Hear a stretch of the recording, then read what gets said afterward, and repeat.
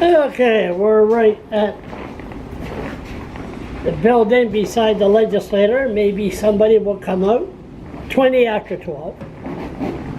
It's putting this camera in front of the legislator. Anyway, an issue that really took off this morning. I did a video. There's a guy, I don't even know his first name. And somebody said, well, I should go and talk to him and, try to get some information. And this guy, I've seen him around in the last 2 or 3 months.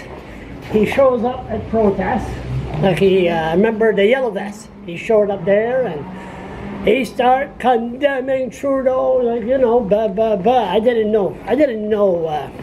They told me there was somebody there. They showed me the picture. I said, oh, him. He's autistic.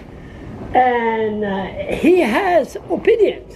Seen him in front of the legislator, just standing there and I'm going to be a politician, or go to people, I'm going to be a lawyer, or they're going to be this, I'm going to be that. So yesterday, talking to somebody, won't mention any names, I saw this guy across the street. So then I asked, I said, by the way, where does he live? Where does that guy live? He says he lives at the shelter. Shelter? And he says, yeah. I said, he shouldn't be living in a shelter. Now, we're not talking about your normal shelter here, private room, everything. Oh, lots of food. The food is right next door. Good service. The staff sucks, but good service. Volunteers, beautiful, beautiful. But anyway, you can't get no information. I said, what is he doing at the shelter? So this morning I made a video.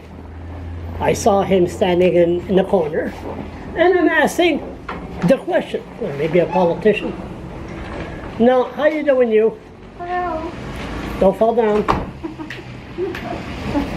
Don't fall down. How are you doing? Doing good yourself. Doing a video about mental illness. Good, good. I'm a professional when it comes to mental illness. Voila. Well, it deserves a lot of publicity. Oh yeah. You're doing well? Yes, thank you. Bonjour, comment ça va? Bonjour, ça va bien? Ça va bien? Tu t'en vis? Ah oui. When are you going to retire, you? What's that? When are you going to retire? I did retire. Huh?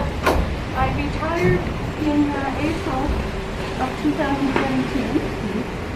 And I was off work. And then they called me back in October to work part-time. They're busy filling my position.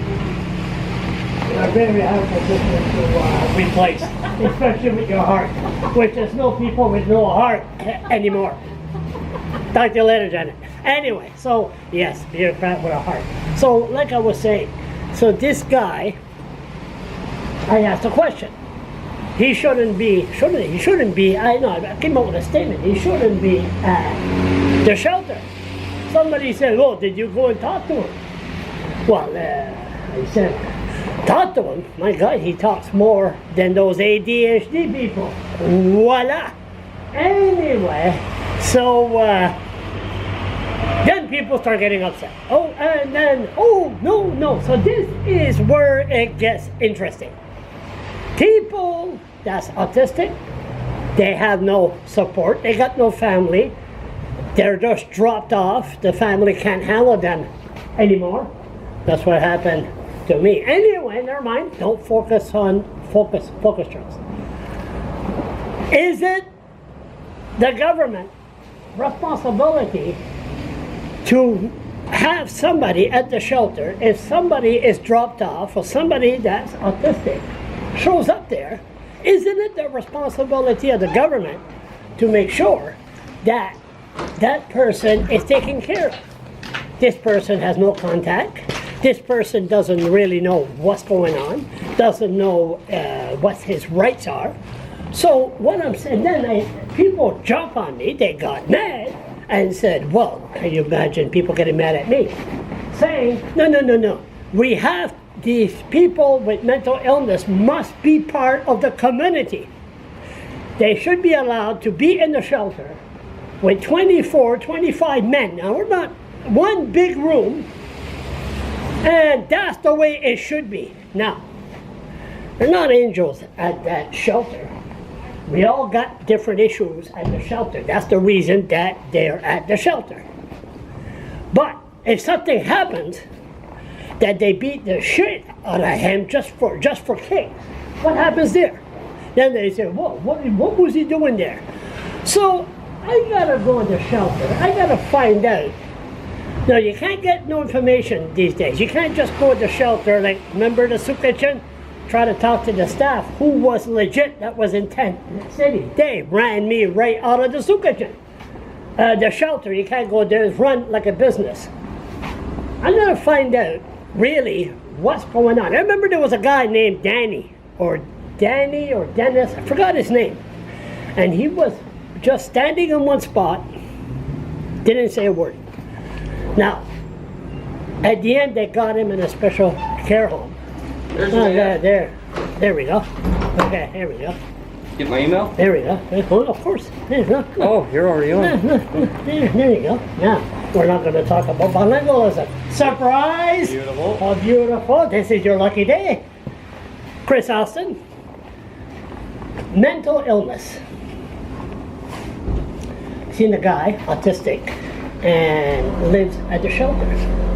And then I put on the blog, I said, what would a guy be doing at the shelter? What would he be doing there? Should he be somewhere else?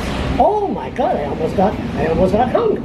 Oh no, gotta be part of the community at the shelter. This is 24 men in one room. Right. So people with mental illness, you got kids, and then you know how hard it is. You can just imagine people that had kids with autism, these ADHD people, we won't mention any name, and they're very, very hard. You think you could handle them on the street here, trying to live with them. But, they drop them off. They can't handle them anymore. Should the government interfere and say, you need help? Well, I think there should be, places available for people that need help, that they're not getting bogged down in the system trying to find help. You know what, like yesterday, okay, we're a little closer. Yesterday, I had to take my wife, as you know, she's pregnant, okay, so I had to take her for an ultrasound at the deck. I spent about 15, after I dropped her off, I spent about 15 minutes circling the parking lot at the deck, going into the overflow. Cars are bogged down. You can't even find a place to park, let alone a place to sit in the emergency room. I don't want to say the sky is falling, but it is bad. It's worse. Once you get in, you start looking at things, you see how bad it is, as opposed to what you see, being on the outside. But it's just, and I don't know, mental health's a huge issue. What do you, what can we do about it, Should they have somebody from the government there and say, listen, do you need help? Or you're on your own. Under the Privacy Act, we can't discuss this issue. He's on his own. He or she is on their own. So are you saying like maybe the courts? No, I'm talking about like the shelter. This guy, maybe you've seen him around. He wants to be a politician. He wants to be a doctor. He wants, he could talk. He could communicate. I never talked to the guy, but I don't believe a shelter is a place for a guy or a woman like that. Right. They should, I'm not saying put them in Campbellton, throw away the keys, and you said the courts treat them equally. Right. There's no protection. Yeah. They say, well, under the law, you gotta go to provincial jail. It's sad. It is. I know. How do you do it? You know what? You're a pastor. You have some decency for humans, even us Acadians. Oh, did I talk You about had to that? throw it in there. See, I had to jab right in there. No, what I've always said is I got a little bit of libertarian in me.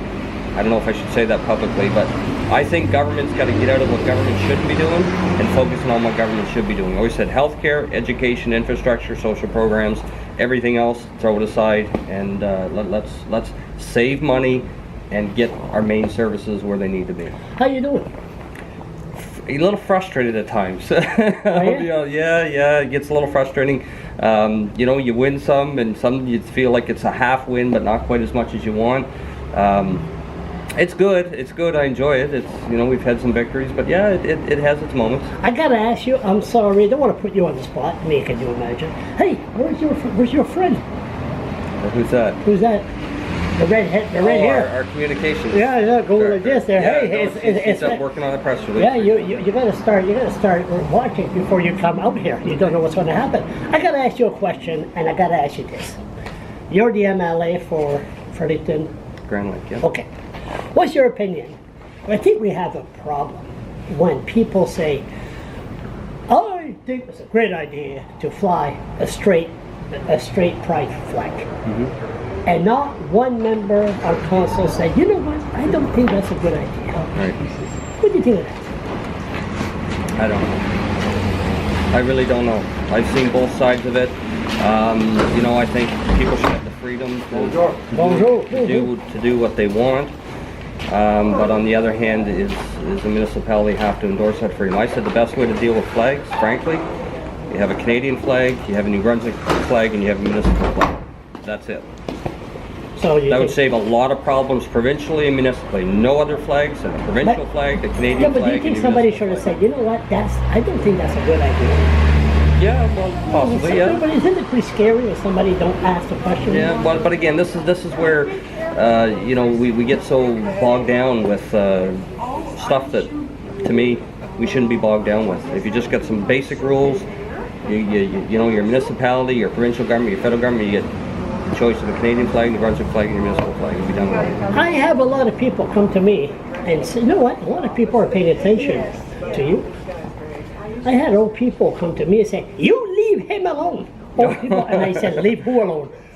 Chris Austin, you leave him alone, these strangers. He's really not that bad. I mean, you know. No, but I know, but they come to you leave him alone. I mean, you got a lot of support out there. Yeah, it's good. I mean, and again, we're working hard. I mean, I'm doing everything I can to try to, and again, we're having some small victories, but it's just, I think you don't realize how slow the engine works in there, and how much negotiating and how much you have to do to just get one little thing done. It gets frustrating in that sense, but you know, we're making our mark. Where you going?